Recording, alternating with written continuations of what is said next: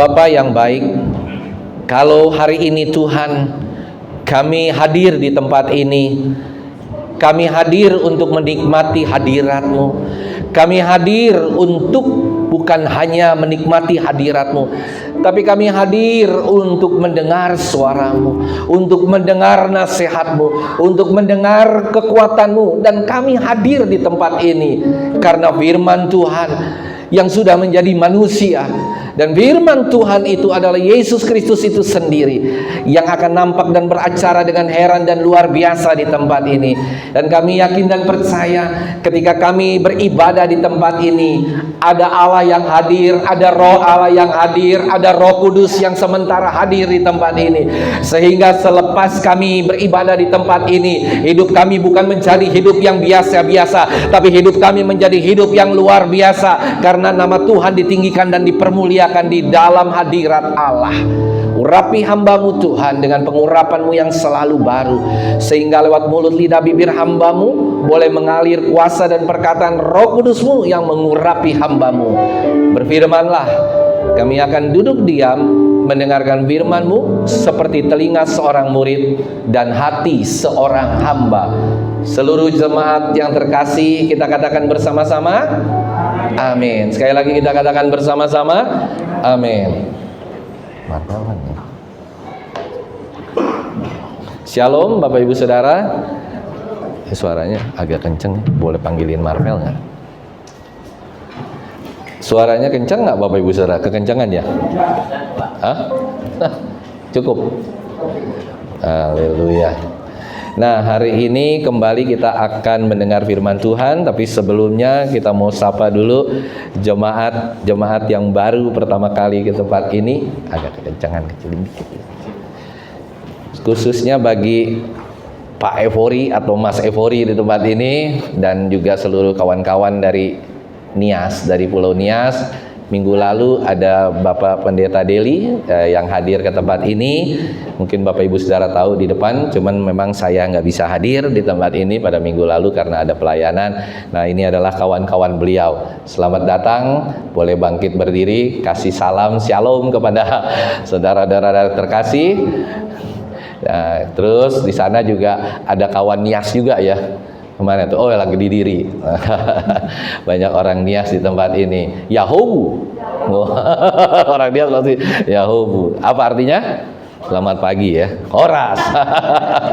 Horas dan Yahubu sama, karena saya seringkali pulang pergi ke Nias ya. Kita berencana kalau Tuhan izinkan mungkin pada tahun-tahun ini mau kita KKR lagi di Nias Selatan ya. Kalau Nias Utara sudah semua, tinggal Nias Selatan yang arahnya ke Gomo ya. Gomo ya kan. Kalau Nias Selatan udah Tuhemberua, apa tuh namanya, banyak lah nama daerahnya, sampai paling ujung yang sudah mentok, nggak ada jalan lagi, apa namanya di Nias Utara, laut yang udah paling ujung, pantai yang udah paling ujung. Hah? Apa ya namanya ya? Lupa juga saya tuh, udah lama juga sih. Oke, Bapak Ibu Saudara, hari ini kita agak skip sedikit. Biasanya kita masuk ke dalam serial khotbah tentang Kejadian pasal ke berapa kemarin terakhir, 24 ya. 23. Harusnya hari ini masuk pasal 24, tetapi saya ingin kita belajar satu tema yang bukan tema baru, tetapi kita mau belajar satu tema lepasan, yaitu tentang kelemahan dan pergumulan. Mari kita buka Bapak Ibu Saudara Mazmur, kitab Mazmur pasal 40 ayat 1 sampai ke 11. Berapa Bapak Ibu Saudara? Mazmur pasal 40 pasal 1 sampai 4 pasal 1 sampai 11. Demikian firman Tuhan. Yuk kita bangkit berdiri. Kalau yang masih kuat berdiri, kalau yang nggak kuat berdiri nggak apa-apa, santai saja. Mazmur pasal 40 ayat yang pertama, nanti Bapak Ibu Saudara baca ayat yang kedua. Demikian firman Tuhan. Untuk pemimpin biduan, Mazmur Daud. Ayat yang kedua, 1, 2, 3. Aku senang mendengar Tuhan, lalu ia menjuru kepadaku dan mendengar teriakku minta tolong. Ia mengangkat aku dari lubang kebinasaan, dari lumpur rawa. Ia menempatkan kakiku di atas bukit batu, menetapkan langkahku. Ayat yang keempat, silakan dibaca 1, 2, 3. Ia memberikan nyanyian baru dalam mulutku untuk memuji Allah kita. Banyak orang akan melihatnya dan menjadi takut kalau percaya kepada Tuhan. Berbahagialah orang yang menaruh kepercayaannya pada Tuhan, yang tidak berpaling kepada orang-orang yang angkuh atau kepada orang-orang yang telah menyimpang kepada kebohongan. Ayat yang ke-6. Banyak orang yang telah kau lakukan ya Tuhan Allahku, perbuatanmu yang ajaib dan maksudmu untuk kami. Tidak ada yang dapat disederhanakan dengan Engkau. Aku mau mengerjakan dan mengatakannya, tetapi terlalu besar kebenaran untuk diriku. Engkau tidak berkenan kepada korban sembelihan dan korban sajian, tetapi engkau telah membuka telingaku. Korban bakaran dan korban penghapus dosa tidak engkau tuntut. Ayat yang ke-8. Lalu aku berkata, sungguh Kunci mobil dalam sana. Oke, ayat yang berapa tadi? 9. Aku suka melakukan kehendakmu, ya Allahku, Tauratmu ada dalam dadaku. Ayat yang ke-10. Aku mengabarkan keadilan dalam jemaah yang besar, bahkan tidak kutahan bibirku. Engkau juga yang tahu ya Tuhan. Ayat yang 11 yuk kita baca bersama-sama. 1, 2, 3. Keadilan tidaklah kau sembunyikan dalam hatiku, kesetiaanmu dan keselamatan daripadamu kubicarakan. Kasihmu dan kebenaranmu tidak kudiamkan kepada jemaah yang besar. Silakan duduk, Tuhan Yesus memberkati. Kita akan bahas Mazmur ini tidak semua, tapi ayat 1 sampai dengan ayat yang ke-6 saja. Bapak Ibu Saudara, Mazmur yang ini agak sedikit unik dibandingkan dengan Mazmur-Mazmur yang lain, kitab Mazmur yang lain. Kenapa saya katakan agak sedikit berbeda dan spesial? Karena Mazmur ini, pasal yang ke-40 ini tidak ditulis oleh Daud. Daud tidak pernah menulis Mazmur ini, tetapi Daud hanya mengcopy. Kalau zaman sekarang mengcopy, dulu mengangkat. Daud hanya menulis ulang, Daud hanya memberitahukan bahwa ini adalah satu Mazmur perjuangan. Kalau kita perhatikan kitab Bilangan adalah kitab peperangan. Ya apa ya? Bilangan itu adalah kitab peperangan. Nah, dari kitab Kejadian sampai kitab Maleaki, nggak ada satupun kitab yang mau untuk memproklamirkan peperangan. Di dalam kitab peperangan ini ada puji-pujian, ada penyembahan. Di dalam kitab ini ada apa? Puji-pujian dan penyembahan. Nah, Bapak Ibu Saudara, waktu kita beribadah seperti ini, kita memuji, menyembah, mengagungkan Dia. Dan sebenarnya kita ini sedang berperang. Amin. Kita ini sementara kita ada di tempat ini, kita ini sedang berperang. Kita ini sedang berperang terhadap ketidakpercayaan kita kepada Tuhan. Kita sedang berperang terhadap masalah kita. Kita sedang berperang terhadap penyakit kita. Kita sedang berperang terhadap segala problema di dalam kehidupan kita. Karena itu, ketika kita sedang memuji Tuhan, menyembah Tuhan, harusnya kita sungguh-sungguh gegap gempita. Kita harus sungguh-sungguh dengan seluruh kekuatan jiwa raga kita, dengan seluruh roh kita. Kita menyembah Tuhan, kita memuji Tuhan. Dan sementara kita memuji Tuhan, penyembahan kita, pujian kita mengandung janji kemenangan. Ada haleluya. Ngerti nggak? Nyaho nggak? Jadi Bapak Ibu Saudara, kitab ini adalah kitab yang harusnya penuh dengan peperangan rohani. Saya mau tanya baik-baik. Kalau Bapak Ibu Saudara datang dengan di satu acara ada presiden, ada menteri, atau presiden saja dah, kita kira-kira sikap kita bagaimana? Serius. Ada nggak yang kira-kira ngunyah permen karet? Kalau kita beribadah, ada nggak yang ngunyah permen karet? Kadang-kadang ada, permen ada nggak yang main handphone? Kecuali jadi saudara perhatikan, saudara bisa dikeluarkan dari ruangan itu jika ada presiden, sementara presiden baru mau tampil, sementara presiden baru mau di depan, saudara main handphone, saudara nyisir, saudara garuk-garuk pantat. Pasti nggak mungkin, pasti saudara akan duduk dengan siap, ya kan? Panglima TNI pun kalau presiden yang sudah berpidato, pasti Panglima TNI apa saudara? Dia tidak bergerak, dia diam, kecuali dia duduk. Inilah sikap yang seharusnya kita miliki sebagai orang percaya. Jadi kalau saudara datang ke gereja, itu tandanya saudara lagi mau berperang. Katakan kiri kananmu, tos dulu. Kita lagi berperang, bro. Kita lagi berperang, sis. Ada amin, saudara? Kita lagi ngapain? Perang. Kalau perang bagaimana sikap kita? Siap. Ada nggak perang begini? Terus ada nggak orang lagi perang ngantuk? Mati, saudara. Coba orang perang ngantuk-ngantuk begini gitu kan, serop aja. Inna ilahi wa inna ilahi roji'un. Mati kita. Jadi waktu saat kita mau berperang, saudara harus memfokuskan diri saudara, memfokuskan roh saudara, pikiran saudara, segala properti saudara yang ada di dalam hidup saudara, karena saudara lagi berperang di tempat ini. Ada haleluya. Kalau saudara lagi mau berperang, maka harus siap siaga 24 jam. Siap siaga, kalau kita tidak mau 24 jam, 2,5 jam saja di tempat ini. Saudara harus siap, tidak boleh ngantuk, tidak boleh ngomong, tidak boleh main tidak boleh main game, tidak boleh kiri kanan, tidak boleh colek-colek, tidak boleh melakukan apa-apa, karena saudara lagi berperang di tempat ini. Yang percaya katakan amin. Jadi kalau sementara saudara berperang, ada nggak orang di di lapangan perang gitu ya, lagi berperang, terus saudara ngunyah-ngunyah permen karet? Ada nggak? Ditembak sama musuh, copot gigi saudara. Nyam-nyam-nyam, kelihatan giginya, cedret, langsung hilang satu, bolong kena peluru. Bisa dibayangkan nggak? Saudara sementara saudara berperang, ngantuk saudara, ya kan, sambil jalan sambil ngantuk nih gua, ceker tembak, kayak koboi mabok.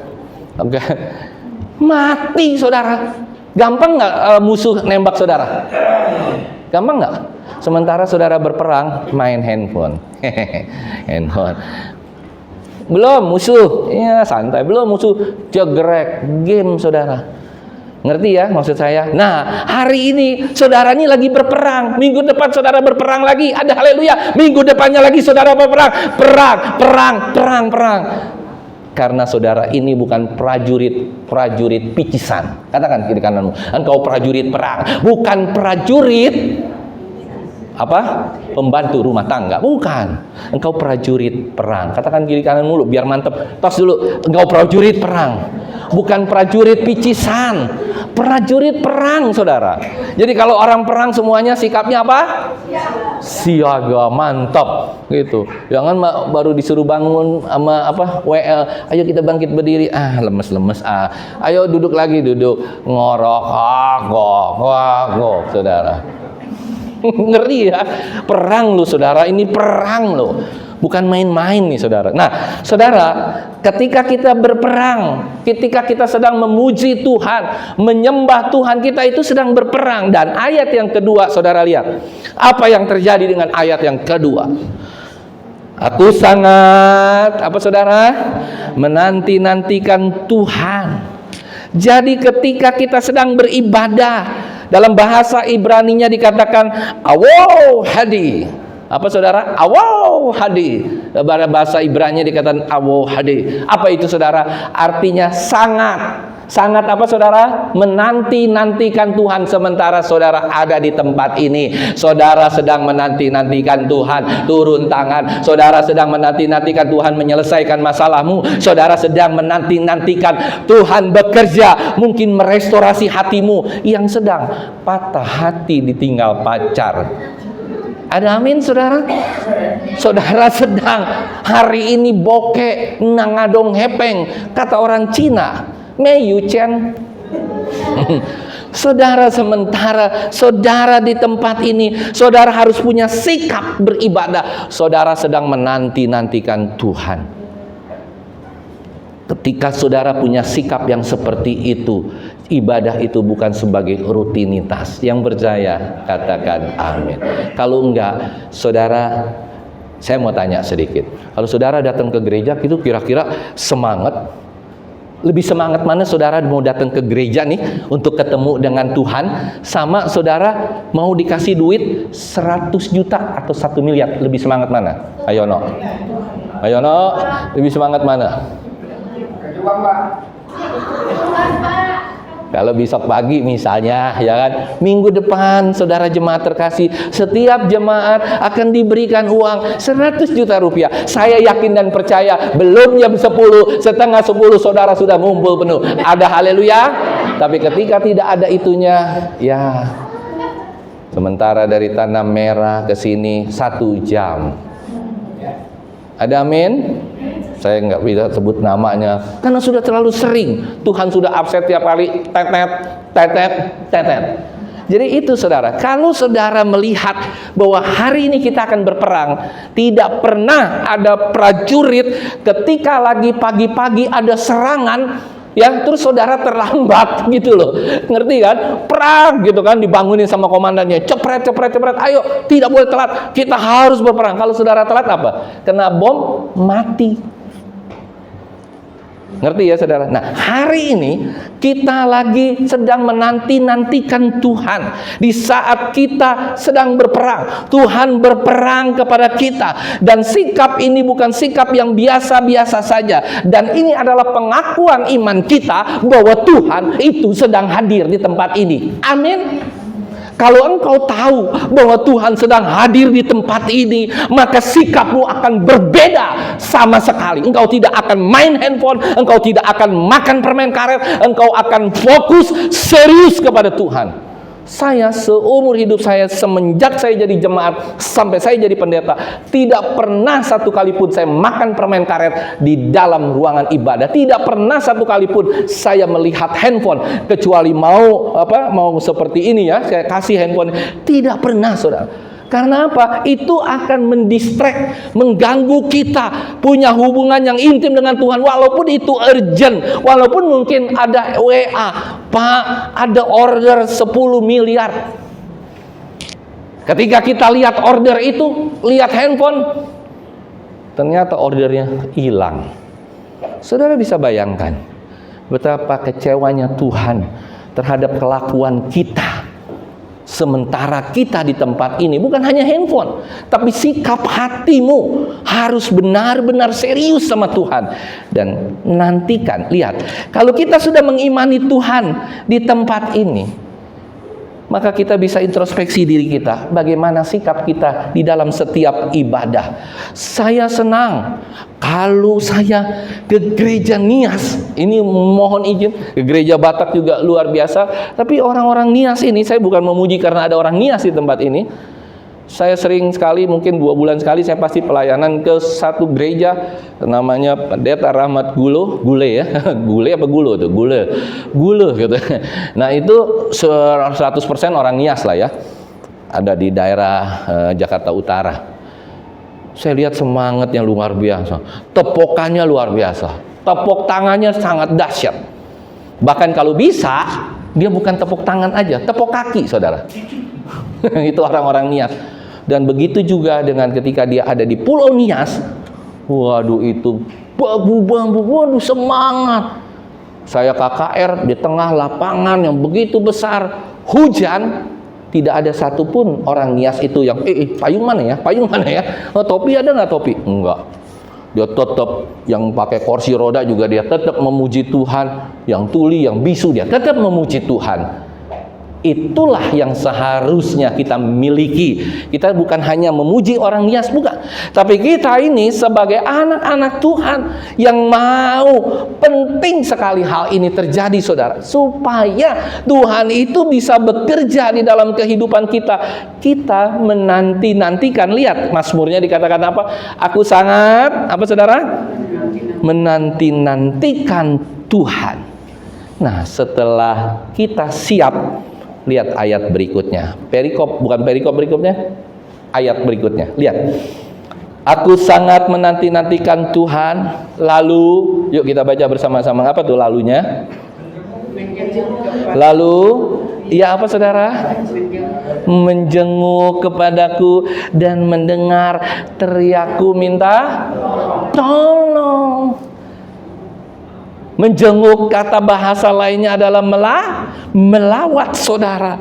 Lihat, Tuhan bukan hanya mendengar, Dia melawat, Dia menjenguk kita ketika kita minta tolong. Dan yakin dan percaya bahwa doa kita pasti didengar oleh Tuhan. Yang percaya katakan amin. Doa kita pasti didengar oleh Tuhan. Asal kita serius sama Tuhan, Tuhan serius sama kita. Kalau tidak, saudara tidak akan mengalami hal tersebut. Banyak nggak orang jemaat yang datang ke gereja pulang dengan hati yang kosong? Datang dengan hati yang kosong, pulang dengan hati yang kosong. Jadi kalau saudara mengalami hal itu, berarti memang saudara tidak memerlukan Tuhan. So, kalau saudara tidak memerlukan Tuhan, lebih baik saudara tinggal di rumah, tidur, lanjutkan ngorokmu. Ada amin, saudara? Ya kan, daripada engkau ngorok di gereja, daripada engkau nggak konsentrasi di gereja, saya lebih prefer, saya lebih pilih, lebih baik kita di rumah saja. Karena di gereja ini, saudara sedang ketemu Sang Maha Agung, sosok Raja di atas segala raja, sosok yang dahsyat di dalam kehidupan kita, sosok yang menciptakan kita menjadi manusia. Amin, saudara? Siapa namanya? Yesus Kristus. Dialah sosok Sang Agung yang sedang kita nanti-nantikan. Terus saudara, ayat kedua, lalu ia menjenguk, melawat dan mendengar teriakku minta tolong. Yang luar biasa, kita lanjutkan ke ayat yang ketiga. Lihat baik-baik.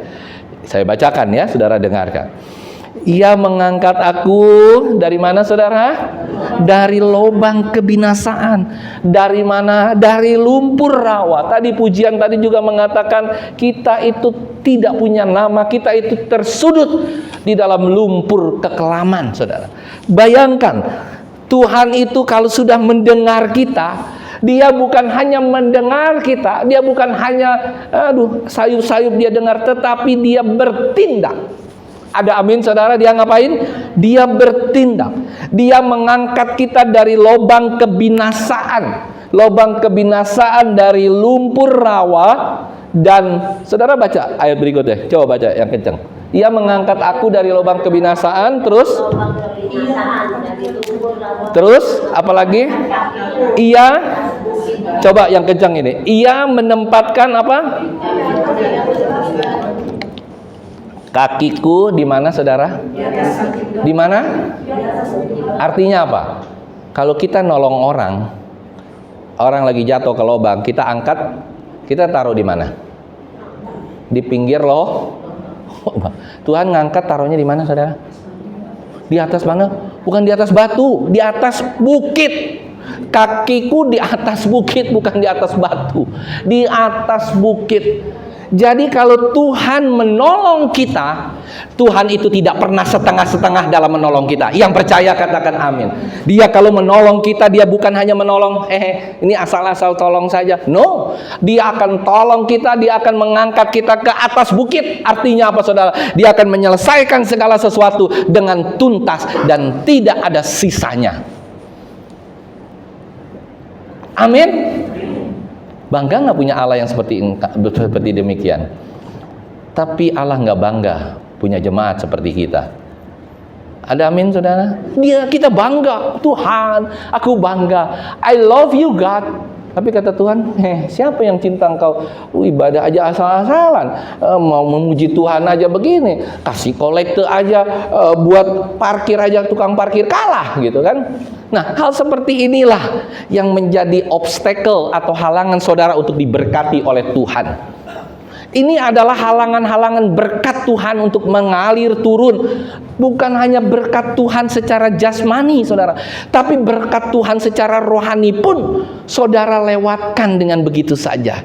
Apa berkat rohani? Ada damai sejahtera, sukacita daripada Allah, ada on fire kembali, ada semangat kembali yang menyala-nyala. Tapi kalau itu tidak terjadi, bagaimana hidupmu? Bagaimana iman kekristenanmu?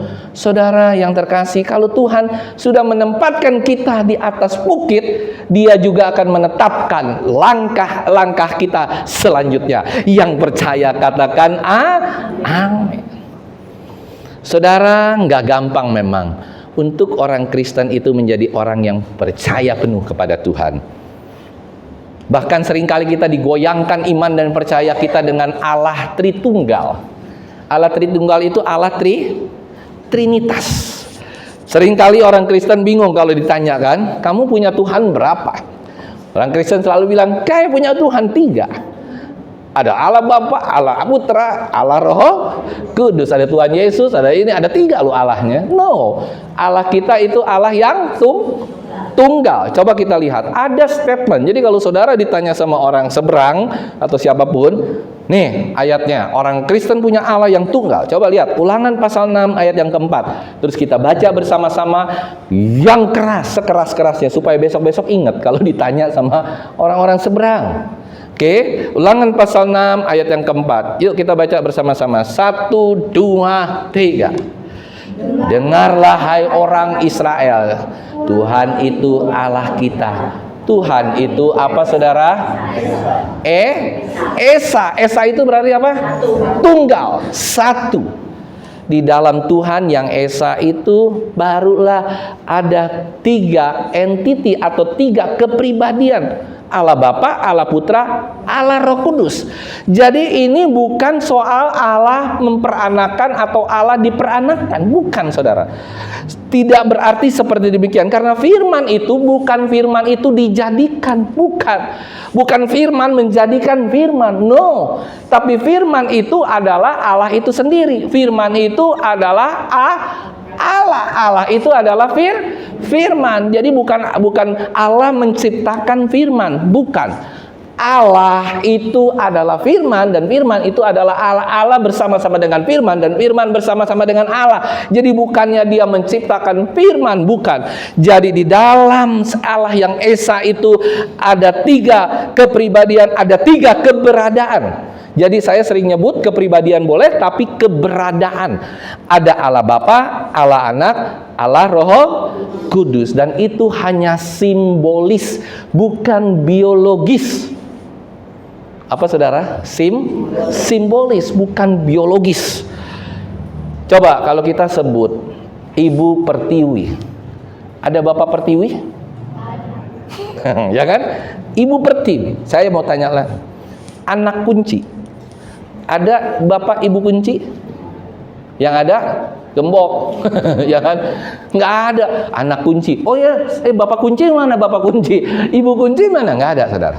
Simbolis, saudara. Saya mau tanya, kalau orang ada di Amerika itu negeri apa disebut?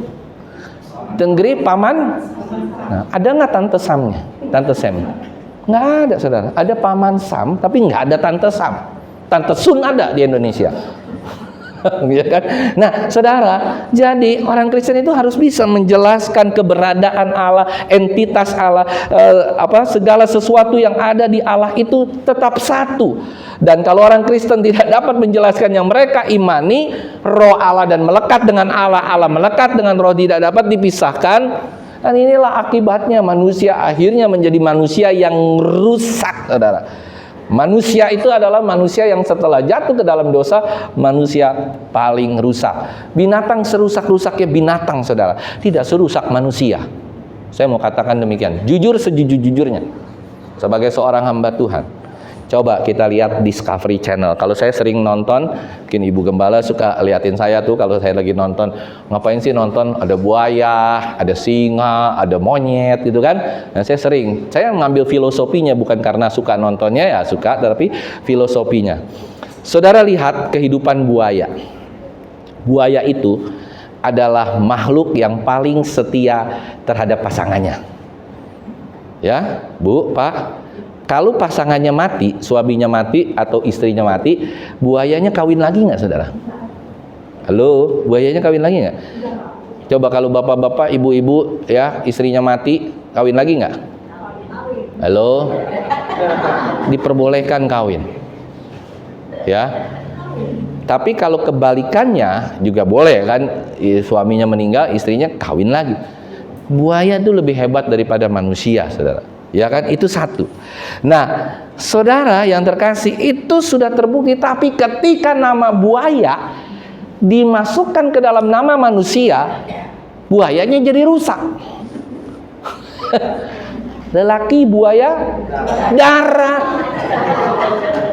Kasihan itu si buaya, saudara. Si buaya benar-benar hidupnya setia, nggak neko-neko ketika dipasangin dengan manusia yang rusak, notabene rusak seperti kita ini. Buaya darat lu. Ya kan? Bahkan si Maya nyanyiin kan, lelaki buaya darat. Aha. Ya kan? Iya kan? Jadi rusak, saudara. Saudara nangkep ya nanti sebentar lagi, ya kan kita lihat lagi. Monyet. Nah, monyet bukan saudara ya, saya cuma bilang monyet tapi bukan tunjuk saudara. Kehidupan monyet itu juga luar biasa, saudara. Kalau saudara lihat kehidupan monyet di kuil India, itu monyet ada rajanya, ada ratunya, ada monyet besar, ada monyet sedang, ada monyet kecil. Monyet kalau dia diberikan makanan, nah misalnya monyet kecil, mungkin Michael, monyet kecil lah ya. Loh, iya kan masih kecil, monyet kecil. Kalau si siapa? Immanuel, monyet sedang. Saya monyet besar, gitu kan? Nah, kalau monyet kecil dapat makanan pisang, itu nggak boleh lo direbut sama monyet besar. Ngerti, saudara? Halo? Kalau monyet sedang dapat makanan pisang, nggak boleh direbut sama monyet yang lebih besar. Nggak boleh. Ada aturannya, ada rule dunia permonyetan. Nyaho ya.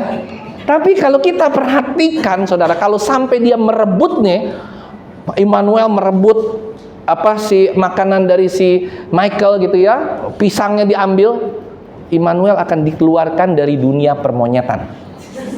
Ada haleluya, dikeluarkan. Dikucilkan. Kalau kita kan permanusiaan, dia dunia permonyetan, permangkian katanya. Dikeluarin, saudara. Keluar. Tapi kalau manusia, ya, project atau apapun ambil, ya kan, bahkan Pak Yono juga mengalami, ya kan, apa tuh namanya, bantuan sosialnya disikat sama orang yang lebih hebat. Itu manusia. Manusia lebih rusak, saudara, dari monyet. Kita harus belajar dari monyet. Saya sering, kalau saya khotbah di Mabes atau di mana, apalagi di orang-orang politik, pernah tuh ya, saya bilang gini, kita harus belajar, bapak-bapak, ibu-ibu, dari monyet. Orang-orang politik rebut kiri, rebut kanan, orang punya ambil disikat, jabatan orang disikat, orang kecil ditindas. Kan Pak Thompson juga sering membela orang kecil, kan orang kecil bukannya dibela, bukan apa, sama orang-orang sekelilingnya malah ditindas. Kalau bisa mati kau. Coba saudara bayangkan, kita lebih rusak nggak dari monyet? Lebih rusak. Monyet aja punya aturan, monyet aja punya undang-undang yang tidak dilanggar-langgar. Indonesia, undang-undang dilanggar, ini dilanggar, itu dilanggar. Apa, saudara? Karena mau kedudukan yang tinggi. Tuh, lihat baik-baik, saudara. Terakhir kita juga mau lihat tentang ciptaan Tuhan ya. Seburuk-buruknya kita juga diciptakan Tuhan juga dengan luar biasa. Karena apa? Kita punya jari nih, saudara. Jari juga punya fungsi masing-masing, jadi nggak bisa berebutan, saudara. Pernah nggak saudara lihat jari tangan saudara berebutan? Mau makan berebutan gitu. Ini telunjuk, gue dulu ya.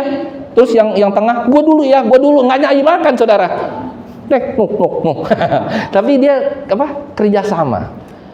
Jari yang paling pintar jari apa? Jari yang paling pintar? Bukan.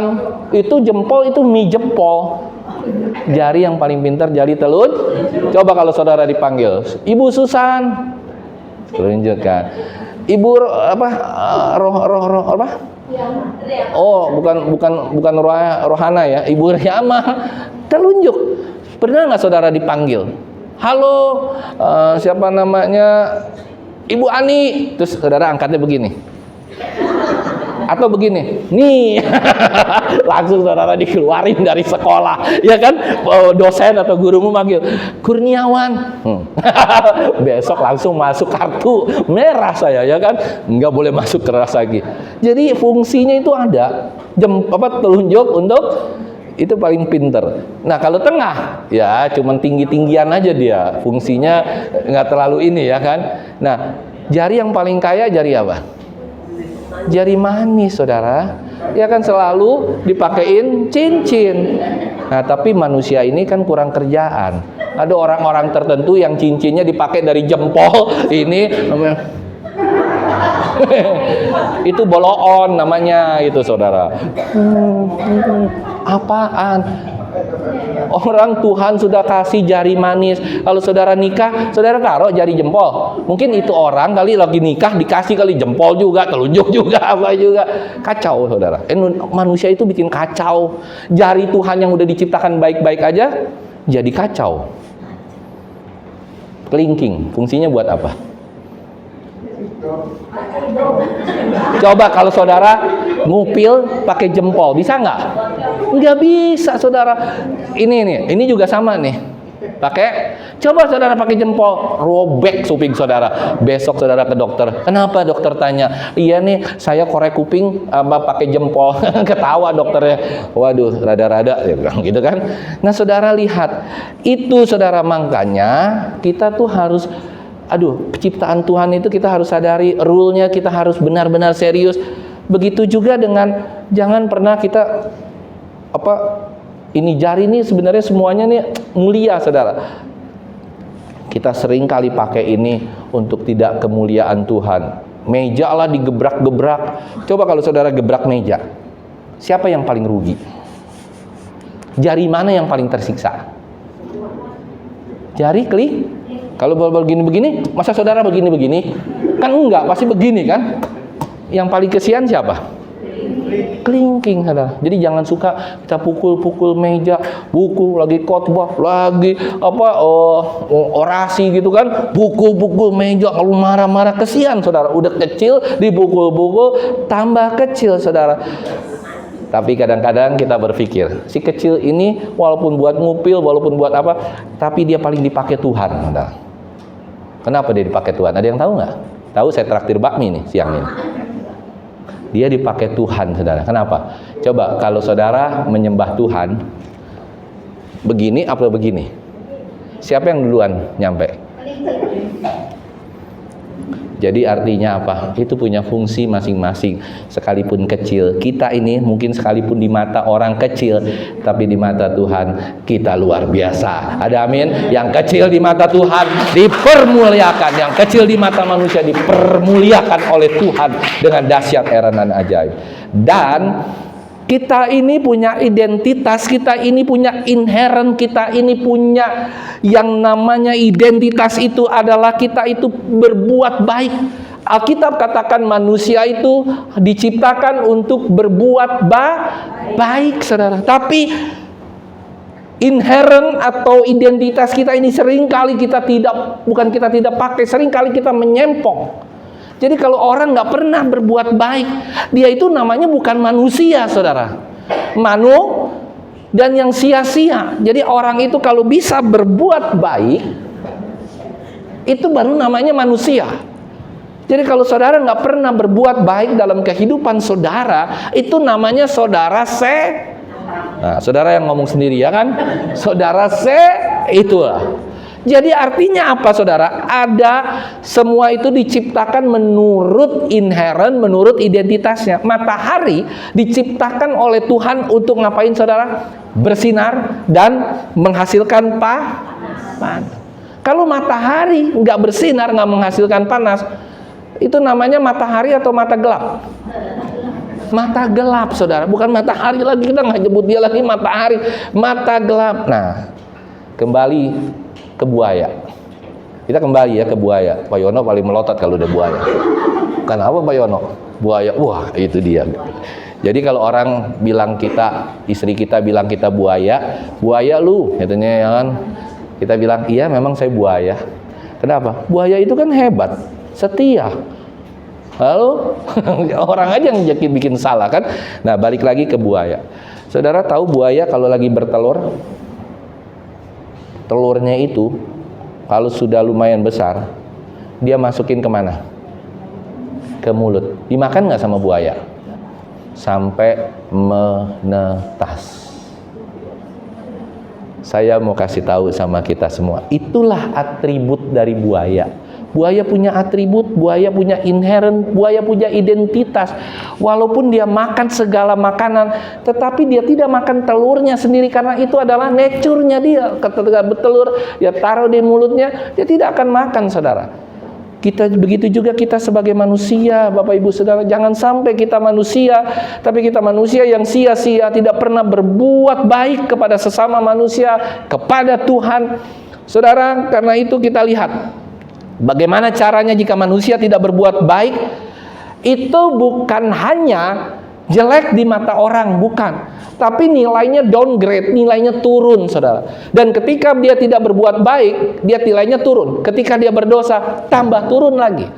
Nah, oleh karena itu nilai manusia yang seperti ini hanya satu yang bisa membuat kita naik kembali, bukan menjadi ekor tapi menjadi kepala, yaitu Tuhan kita Yesus Kristus yang telah menebus dosa kita. Amin. Saudara yang terkasih, coba kita lihat bagaimana konotasi yang akan kita lihat nih. Coba kita perhatikan kitab Kejadian pasal 1 ayat yang pertama. Tuhan yang mengadakan. Kejadian 1 ayat 1 paling gampang ya kalau di Alkitab, dilihat saja per lembar pertama. Pada mulanya Allah menciptakan langit dan bumi, Beresit. Beresit itu dari segala sesuatu yang tidak ada jadi ada. Dan bumi itu menjadi sempurna. Jadi dari ayat 1 ke ayat 2 itu terjadi mungkin bisa 100 sampai 500 tahun. Jadi bukan ayat 1 langsung ayat 2, enggak. Nah, tiba di ayat 2, saudara lihat bumi akhirnya jadi sedikit rusak, saudara. Bumi gelap belum berbentuk, ayat 2 ya. Kejadian pasal 1 ayat 2, bumi belum berbentuk dan kosong. Gelap gulita menutupi samudera raya dan roh Allah melayang-layang di atas permukaan air. Hayekta dalam bahasa Ibraninya hayekta. Jadi bukan bumi belum berbentuk, bukan. Kata belum berbentuk ini arti Ibraninya adalah hayekta. Jadi bukan bumi. Orang seringkali membayangkan bumi belum berbentuk. No, bumi sudah terbentuk dengan sempurna. Ketika Allah menciptakan langit dan bumi sempurna. Ada amin, saudara? Sempurna. Nah, ayat yang kedua ada yang merusak, saudara. Hayekta. Jadi bumi belum berbentuk. Hayekta, ada unsur yang merusak bumi tersebut. Siapa unsur yang merusak bumi tersebut sehingga terjadi kegelapan, saudara. Dan kosong, gelap gulita menutup samudera raya. Itulah si iblis yang dibuang oleh Allah dari surga menuju ke dunia. Dialah sang kegelapan yang menjadikan bumi ini menjadi kacau balau. Ngerti ya? Jadi bukan berarti Tuhan menciptakan langit dan bumi terus ada pikiran kita, wah dia tuh berantakan semua, air belum dipisahkan, ini belum, no. Itu ketika Tuhan menciptakan itu sudah demikian sempurna. Tapi ketika iblis turun ke dalam dunia ini, hayekta, itu berarti ada unsur yang merusak unsur tersebut, ada unsur kejahatan, ada unsur yang tidak baik sehingga terjadi beos alvene, yaitu kegelapan yang semakin gelap dalam bahasa Ibraninya. Roh Allah yang melayang-layang di atas permukaan air juga bukan seperti burung yang melayang-layang, saudara. Bukan berarti saudara membayangkan, oh ada Roh Kudus melayang-layang di sini gitu. No. Roh Kudus itu atau Roh Allah itu bukan melayang-layang seperti burung, tapi dalam bahasa aslinya adalah merehetet. Apa, saudara? Katakan diri kalian merehetet, itu kayak bahasa orang Batak ya. Ada nggak orang Batak di sini? Merehetet artinya apa? Ibu Teti marah-marah. Mere Teti ya gitu. Mere Hetet. Gitu. Bu Teti kena ada hari ini. Haleluya. Mere Hetet. Nah, saudara, kalau kita lihat mere Hetet itu apa? Bukan melayang-layang, tapi mengerami, saudara. Mengerami bumi ini dierami oleh siapa, saudara? Oleh Roh Allah. Waktu kita datang ke gereja di tempat ini, kita tadi sudah berserius sama Tuhan, maka ada Roh Allah, bukan melayang-layang ya, Roh Allah, Roh Kudus yang sedang mengerami kita. Ada amin? Dan ketika dierami, ayam kalau mengerami, buaya kalau mengerami, netes nggak telurnya, saudara? Pertanyaannya, kenapa kita dierami oleh Roh Kudus, tapi kita nggak netes-netes? Saudara, ini jadi telur terus, dierami, telur lagi. Minggu depan telurnya tambah gede, tambah gemuk. Iya kan? Benar nggak? Kita nih semua, ya mungkin juga termasuk saya. Tuhan bilang dirami, ya kan? Nggak netes-netes. Kalau telur yang nggak netes-netes dirami itu namanya telur apa, saudara? Hah? Ayo, kita itu seperti itu, saudara. Kita nggak berubah-ubah dari dulu, sekarang sampai selama-lamanya. Tak berubah. Aku telur terus. Malu lu sama Tuhan. Tuhan capek-capek udah datang ke tempat ini, remin. Besok minggu depan ngeremin lagi. Kita siapa di sini yang jemaat yang sudah menjadi jemaat minimal 10-20 tahun? Kasihan lu Tuhan, ngeremin 20 tahun nggak netes-netes. Saudara nggak jadi manusia baru, telur lagi. Itu namanya telur palsu, saudara. Saudara sementara ini jadi Kristen palsu. Mohon maaf. Ngeri ya. Ngeri, benar-benar ngeri. Jadi kalau udah Roh Kudus yang mengerami kita, harusnya kita menetes. Katakan kiri kananmu, minggu depan engkau nggak jadi telur lagi. Katakan, minggu depan kita menetas. Tas dulu kiri kanan. Minggu depan kita menetas. Minggu depan kita menetas. Jangan jadi telur lagi. Ada amin, saudara? Tuh telur terus, tambah lama tambah gede itu telur, tambah lama tambah gede, meledak kagak, ya kan? Jadi telur kingkong nanti nama-nama. Saudara, dan di hadapan Tuhan lebih berharga mana? Telur atau yang sudah menetas? Saya mau tanya, telur ayam satu ketika dia sudah menetas menjadi ayam, lebih mahal mana, telur ayam satu atau ayam? Apalagi kalau ayam itu masuk Kentucky Fried Chicken, yang tadinya ayam dijual di pinggiran 10.000, ya kan, ayam goreng 10.000, tapi ayam Kentucky Fried Chicken bisa 15 sampai 20.000. Artinya apa, saudara? Lihat nih, saya lagi bicara kelihatannya bercanda, tapi nggak bercanda, saudara. Kenapa? Ketika kita dierami oleh Tuhan, kita netes, kita jadi ayam kampung.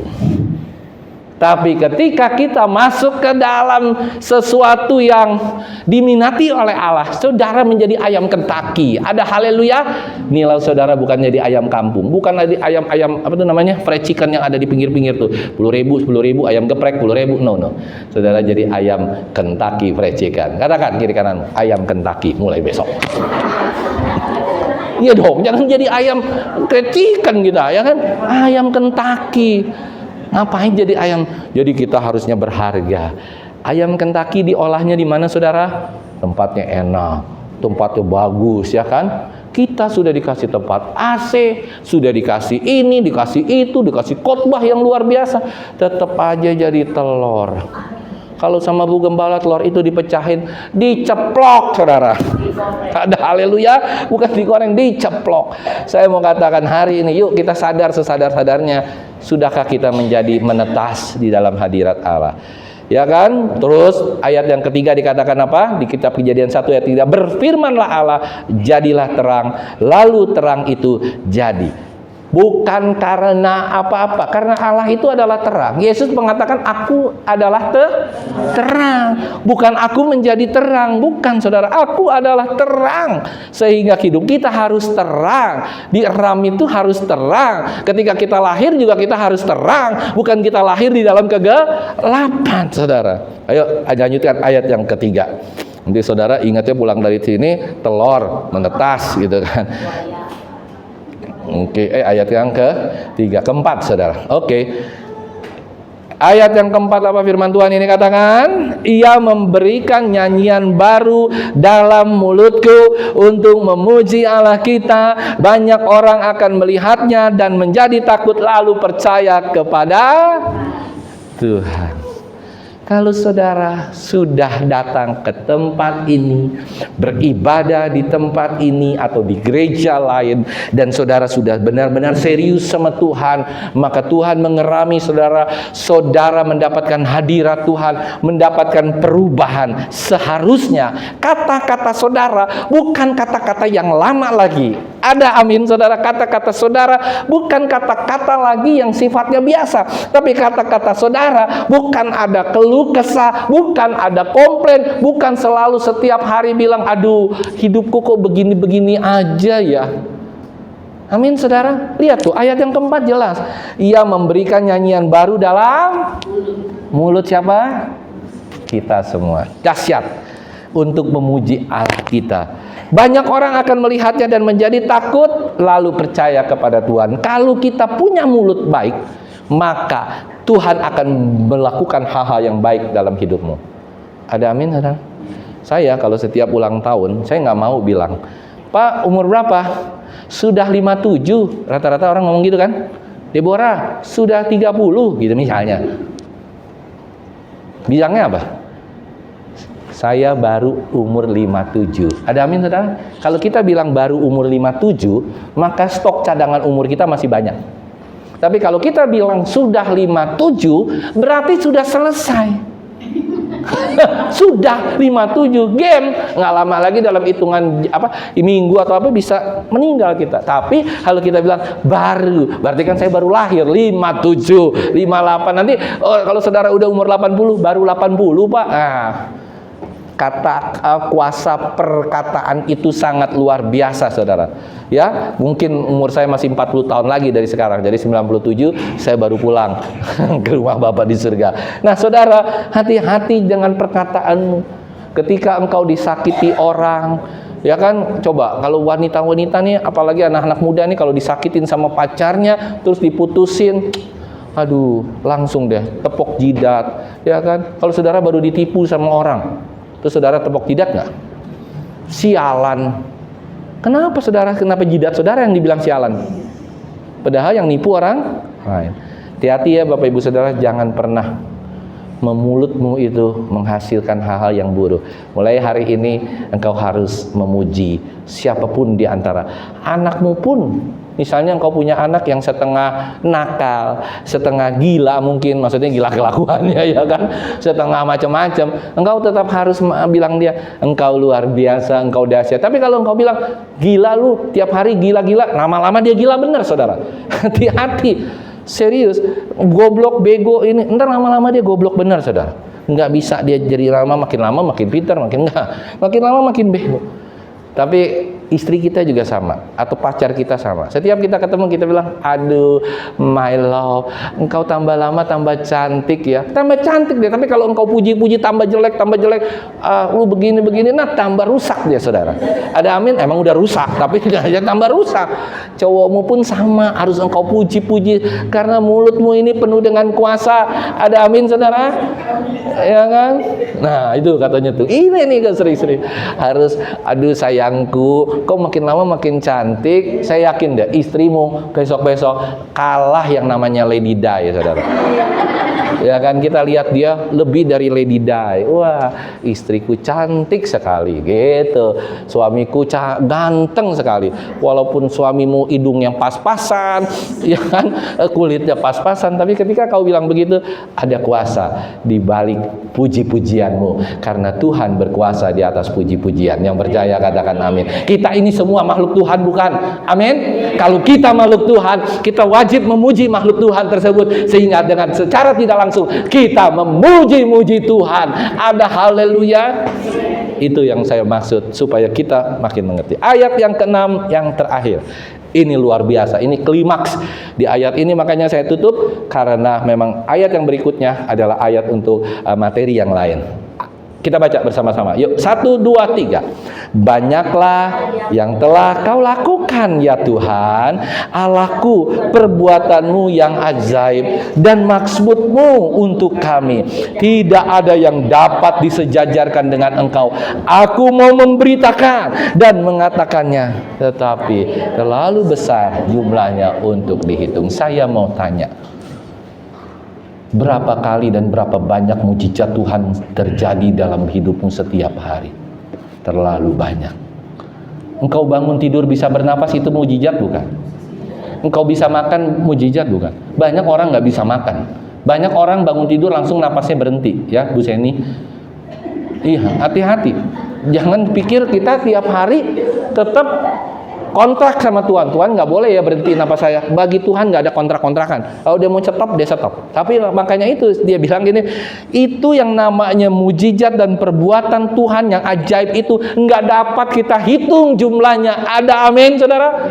Itulah kita harus menyembah Tuhan, memuji Tuhan. Thank you Lord, terima kasih Tuhan. Pagi hari sebelum engkau ambil handphonemu, lihat ini, lihat itu, lihat IG, lihat ini, kau katakan dulu, Tuhan terima kasih, aku masih dapat bangun, masih dapat bernafas, masih dapat memuji Tuhan, masih dapat makan, saudara, minum kopi, makan, itu semua mujizat yang Tuhan berikan. Belum lagi mujizat-mujizat lain di dalam kehidupan.